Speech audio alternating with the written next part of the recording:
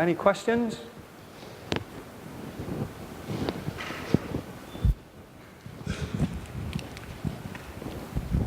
Yes, thank you. Thank you for your presentation. It's wonderful. In the States, we have some real issues with early specialization. Aren't there some other studies out there on the 10,000 hours that say that you can have 4,000 in soccer and 3,000 in gymnastics and 2,000 in something else, and still end up with an athlete, an expert at the far end? And for example, in hockey, we've done some studies where our best hockey players, our Olympic hockey players, and our best professionals are multi-sport athletes when they were young. That's a good question. There's still a lot of debate on that. One point to note to start with, of course, is that with all of these studies that look at deliberate practice data, one cannot infer causality from the data. All we are really doing is describing to some degree the social-cultural fabric of the sport within different countries.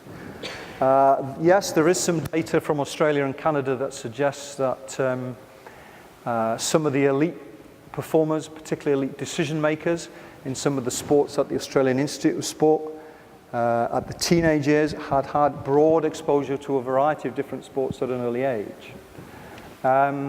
Clearly, in terms of our soccer players across most of Europe and in South America, that is very much a culture of early specialization. But what I will say by early specialization, to clarify to start with, is that doesn't necessarily mean that you engage in that sport and that sport only. It just means that you're spending sufficient hours in that sport so that you don't have a practice deficit later on. But it doesn't mean that you can't sample other sports simultaneously. And that is actually what some of the soccer players are doing. In England, the elite soccer players are spending as much time in other sports as their sub-elite counterparts. They're just spending more time in soccer on top of that. I think the question of when you have to specialize is largely dependent on the sport.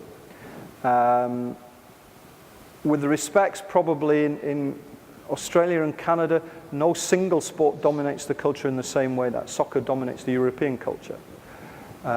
So clearly, the culture determines that these kids start specializing at 6 years of age. So by the age of 12, they've accumulated 5,000 hours of practice. Now, I'd be very surprised if, in a very technical sport like soccer, which requires technical skills and game intelligence skills, if somebody could come into the sport at 12 with a practice deficit of 5,000 hours and still be an elite player. It wouldn't happen these days. It could have happened 20, 30, 40 years ago, but with the academies and the early specialization, that seems to be quite important. There isn't a significant amount of empirical evidence to support transferability of skills. There's a lot of anecdotal evidence, there's a lot of intuitive evidence. There's some evidence to suggest that there might be some small level of transfer. For instance, we know that some perceptual cognitive skills transfer from field hockey to soccer. But that's very different to saying that you should then go and play field hockey because it's going to be better for you for soccer than playing soccer itself. There isn't any evidence to suggest that that's helpful. Variability is important, but for me it's within the constraints of the sport itself. Final question, because I'm conscious of time. Sorry, your hand was up first, actually, Derek. Do you want to fight over it? I can answer the other one outside after. But. Thanks, Mark. I just had a quick question with regards to the non-coach-led activities.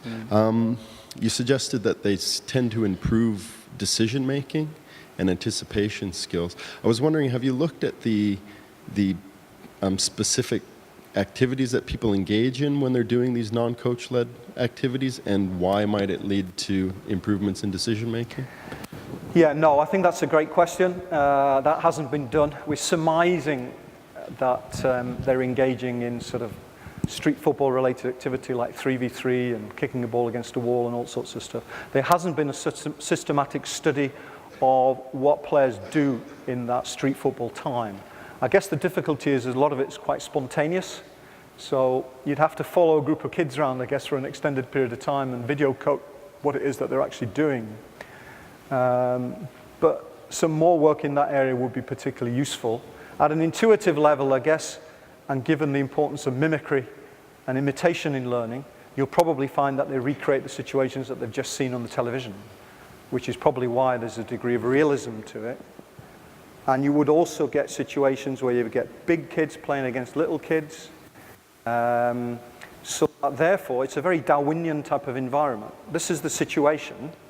If I want to be invited back to play with my big brothers next week, I've got to find a way to solve this particular problem. So you're always on that cusp between success and failure, and you have to find a solution or you don't progress. You drop out of the sport and you go and do something else. So it's very much a survival of the fittest type of environment, really. But I think it's an interesting question that would merit more work. Okay, thanks, guys.